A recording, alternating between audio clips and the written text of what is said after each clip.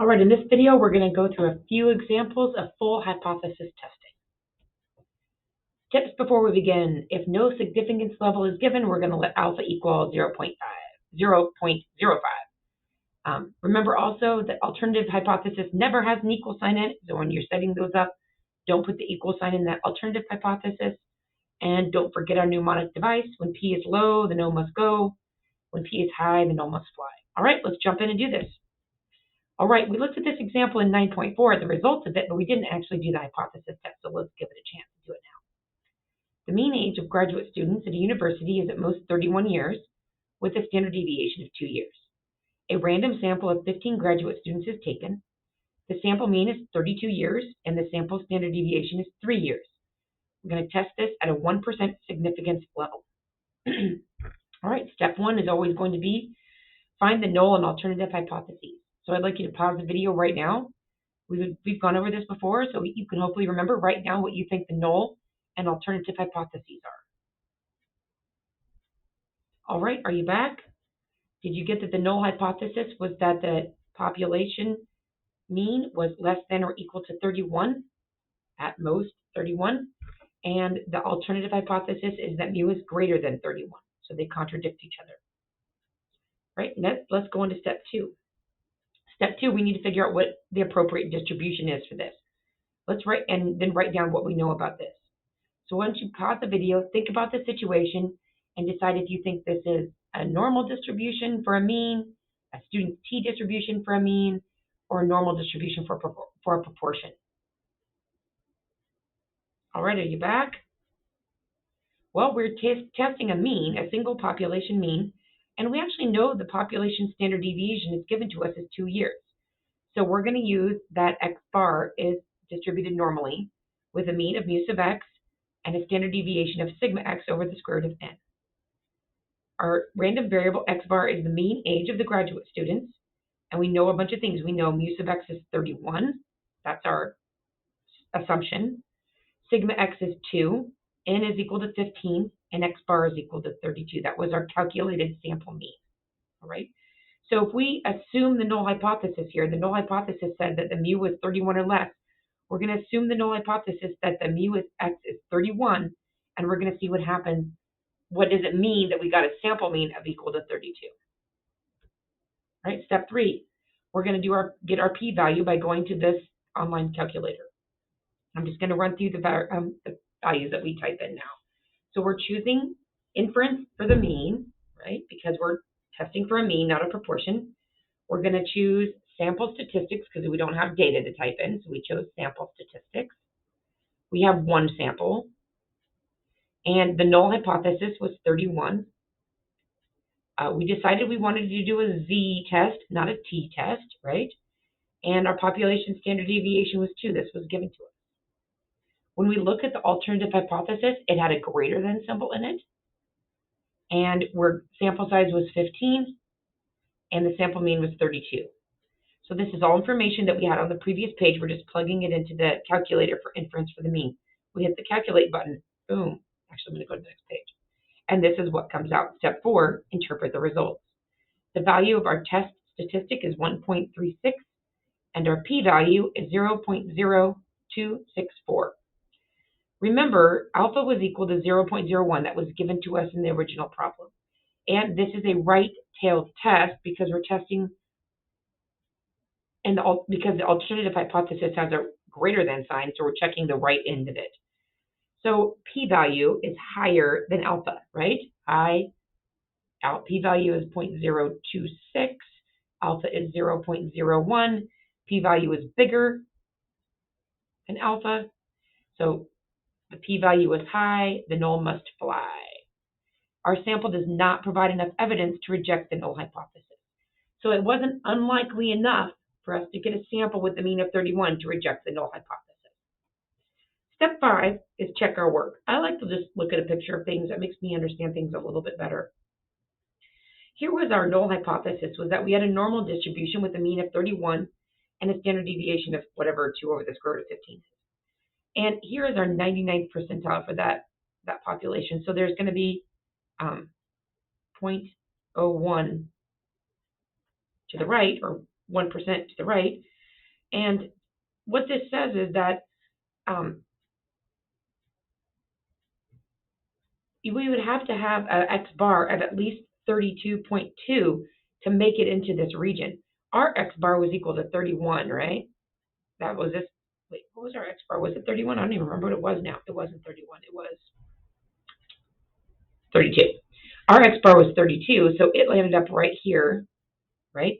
And for us to reject this hypothesis at a significant level of 0.01, we would have to have X bar sitting somewhere up in here to be unlikely enough for us to reject the null hypothesis. All right, let's try another example.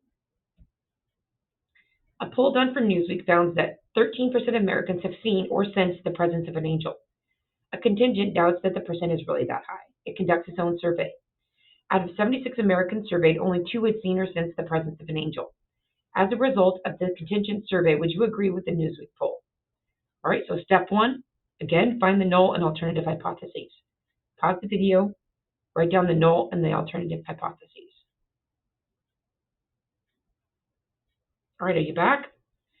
All right, well, the Newsweek found that 13% of Americans had seen or sensed the presence of the angel.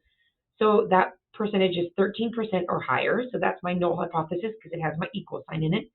The proportion of the population is greater than or equal to 0.13. And the alternative hypothesis would contradict that the proportion of the population is less than 0.13. All right, step 2, let's find our appropriate distribution and write down what we know about that distribution. Pause the video and think about this. What distribution should you use? What do you know about it? All right, are you back? Well, this is a proportion. 13% of the population. We're testing for a single population proportion.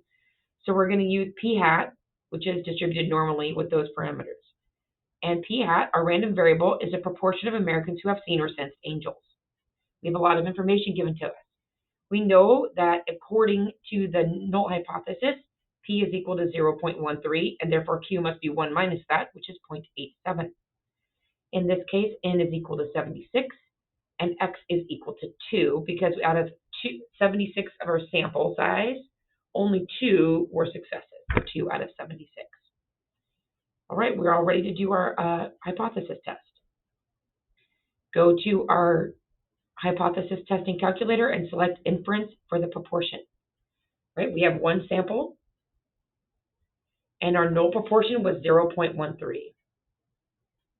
Our alternative proportion said that we thought maybe it might be smaller than that. We are going to put in, you could either compute p hat if you wanted to, or you could just do successes, which is what we chose to do. And at a sample size of 76, we had 2 successes. Hit our calculate button, and our results come up. Let's interpret our results. The value of our test statistic was negative 2.68. Our p-value is 0.003, and p-hat value is 0.026. All right?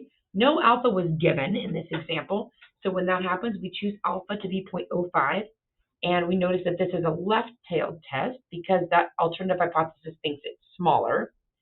So p-value is lower than alpha, right? Our p-value is 0.03, and our alpha is 0.05. So p-value is less than alpha.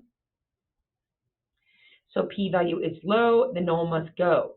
So there is sufficient evidence to conclude that the percentage of Americans who have seen and sensed angels is less than 13%. In our sample, the percentage is p hat is 2.63%. That's what we came up in our sample. We said 2.63% of our 76 Americans had sensed the presence of an angel. Go ahead and look at a graph of what we're looking at here, maybe this to check our results a little bit.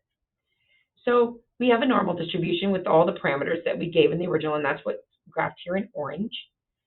For a 0.05 significance level, it would be in this orange shaded area right here.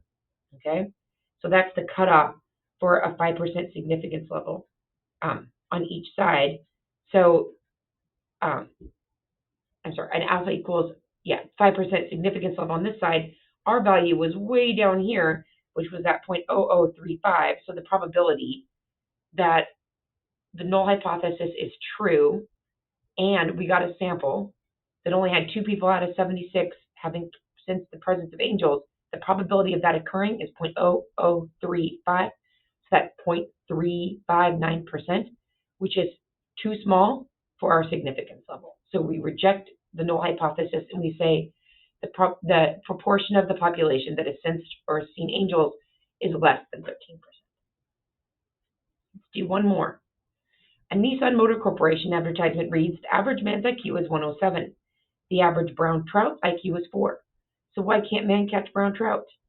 Suppose you believe that the brown trout's mean IQ is greater than 4. You think it's more than that. The reason we can't catch them is because they're actually smarter than we think. We go out and catch 12 brown trout, which is kind of funny. I love this problem because it just said we can't catch them. But you catch 12, you can. And a fish psychologist determines the IQ of the trout as follows. There's your data for the 12 trout.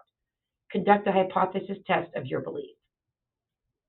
Okay, no, this is kind of a silly problem for a lot of reasons, but I just kind of enjoy it. Let's go ahead and jump in.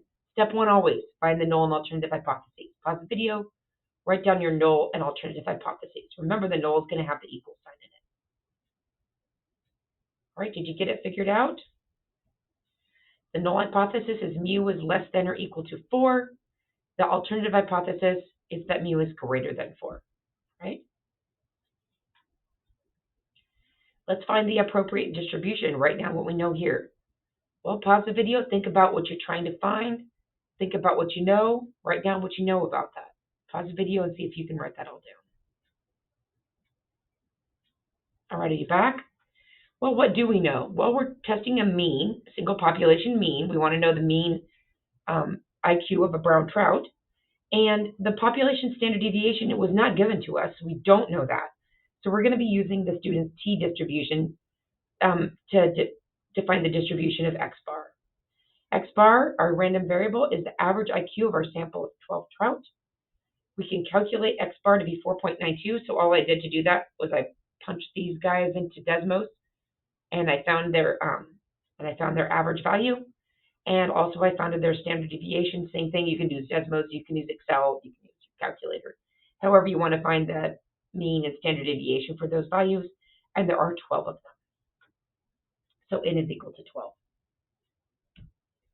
All right, we're going to go pick a different calculator this time, or the same calculator we picked with the first example, inference for the mean, but we're going to put in slightly different values.